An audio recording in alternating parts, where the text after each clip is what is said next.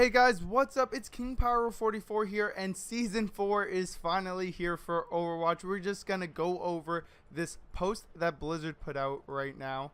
That's weird. It actually says the post is on March 1st, 2017. That date has not yet come. It is February 28th, 2017, because Season 4 has officially started. And these are the changes to the rank system that have been implemented in Season 4. It's not too many. There's a few tweaks here and there. A couple of them I like, a couple of them I don't really care. They didn't really change too much with placements or stuff. But we're going to go through it. I'm going to read through it, and then I'll give you guys my opinion. And, of course, you guys can leave your opinions in the comments down below. All right, let's get started. So they said over the last 12 weeks, they were listening to our feedback and working behind the scenes to make the next season of competitive play even better. And before you dive into your placements, let's talk about the changes coming to Season 4. They said back in Season 2, they introduced a skill rating decay system which requires players in Diamond, Master, and Grandmaster tiers to complete at least one competitive match every 7 days in order to maintain their status. This season, players with a skill rating of above 3,000 will need to complete at least 7 games per week. So that's above Diamond. You will need to complete 7 games a week in order for your skill rating not to drop. So that's about 1 game a day.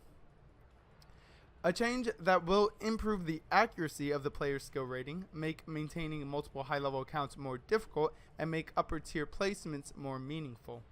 When you complete a match, the amount of time until skill rating decay, I lost myself for a second. Until skill rating decay occurs is pushed back by 24 hours, and you can bank up to 7 days per week. This means as long as you manage to play 7 games over a 1-week period, your skill rating will be safe. You can play 1 match per day or complete all 7 in a single session. It's up to you. They said again that last season they retooled the skill rating and placement match mechanics to more accurately place players in an appropriate tier. Overall, they're extremely happy with these changes, and they've noticed a few issues at the extreme ends of the skill rating spectrum. Some players, for instance, have been deliberately throwing matches in an effort to reach the lowest attainable skill rating, and they obviously don't want to incentivize this behavior. What is going on with my speaking? Because competitive play works best when everybody is trying. This is absolutely true. I agree with this 100%. So they're making it a little more difficult to hit the lowest and highest possible ratings of 0 to 5,000. And they're also no longer displaying skill rating values that are lower than 500. So these changes will have no effect for players who have a skill rating between 500 and 4,500. So basically what they're doing is a ton of people were trying to get to skill rating 1, so they would just throw matches. And that would happen a lot in the lower ranks, since that's where, 500 to 0 is. So they kind of wanted to dissuade that by making sure your skill rating wouldn't show if you're below 500. I think this is a good idea. A lot of people tried to do that last season from what I've heard. I haven't seen any because I obviously haven't been in that low side of the skill rating spectrum, but I think that works out. Again, to go over what we just read, they are keeping the changes that they made for placements, and the only thing they're really changing about skill rating decay is if you reach Diamond, you need to play at least 7 games a week before your skill rating starts to drop. Once you hit Platinum, of course, your skill rating will not drop anymore once you hit below 3,000. So next are some top 500 changes. They said that they're making changes to the top 500 leaderboard. Previously, any player who managed to break into the top 500 at any point throughout the season would receive a special spray and player icon at the end of the season. That would be the animated spray, and I don't know if the player icon's animated, but it looked a lot better than the non-top 500 one. This meant that many players no longer had an incentive to maintain their status as the season progressed, which is true. I know a lot of people who hit top 500 and they're just like, hey, I did it, I reached my goal, I'm not going to play anymore, I don't need to progress anymore, which could result in less competitive matches towards the end of the season. That's exactly what I was talking about. So starting today in Season 4, these rewards will only be granted if the player is in the top 500 leaderboard at the end of the season. This will make the end of season leaderboard rankings much more competitive as players fight to reach the top 500.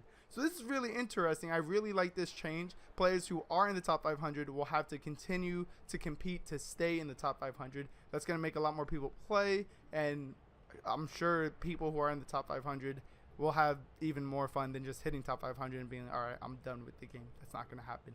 Now, the next thing, and I think it is the last, I'm not sure. Yeah, I think it is the last, are respawn changes. And this is something that I agree with a lot. We'll just have to see how it works. I haven't seen it in action, but the idea of it seems to be very useful.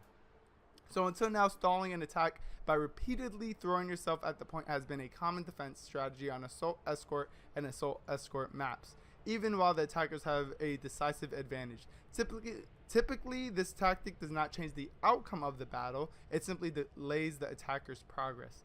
So in Season 4, they've implemented a respawn time delay that is activated when the attackers outnumber the defenders on a contested point. If the point hasn't been captured and the defense hasn't regained the advantage after a specified time, the defender respawn timer will slowly begin to increase until it hits a maximum value. I don't know what the maximum value is. It's probably not that long because they're not going to keep you in there for 2 minutes or something. If the defense manages to gain the upper hand, the timer resets to 0, which of course is, fair. They hope that the changes will improve the attacker's ability to capture the point when they have the advantage and encourage defenders to group up and retake the objective and reduce the number of ties. However, we are currently working on a more robust solution for breaking ties on assault maps. That's something I am looking forward to seeing, because assault maps, there's a lot of ties on assault maps, and if there's a better solution than this, which I think this could work very well. I know a lot of games that I've been in that the defense just kept throwing themselves at the cart, and we did eventually win the round, but the problem was we had so much time already that in the next rounds the defenders would actually have the advantage over us. That's going to be it for all of the changes to Season 4. I know it's not a lot. It's not what a lot of us were expecting. We were expecting a bit more, but with respect to Blizzard, I think they know where they want to head with Overwatch's competitive season, and they did listen to what a couple of players were requesting from them. That's going to be it, guys. We're going to be streaming over there. My Twitch is the same as the YouTube, KingPower44. We're going to be streaming on Twitch for Season 4, trying to climb the ranks. I don't know if I'll be solo queuing. I'll probably be solo queuing some games and grouping up with my cousins and bro for a couple of other games. We'll see. But again, the goal is obviously to reach higher than we did last season. I believe I was like 2860 last season, or 2886, something like that last season. That was my highest SR, but hopefully we can reach diamond and even higher. We are going to be making videos on YouTube with any other changes that they provide for us, any patch notes, guides, the regular stuff that we usually put up. And with that, we are also going to be doing a series on Horizon Zero Dawn, the new game for PS4, where we're going to do a playthrough, so look forward to that, guys. Again, leave your comments in the comment section down below. Let me know what you think of the changes for Season 4, and if you like them, if you don't like them. Are you hyped? Are you ready to climb? Also, like the video if you haven't yet, and don't forget to subscribe to the channel. That's going to be it for me. I'm KingPower44, and I'm out of here. Peace.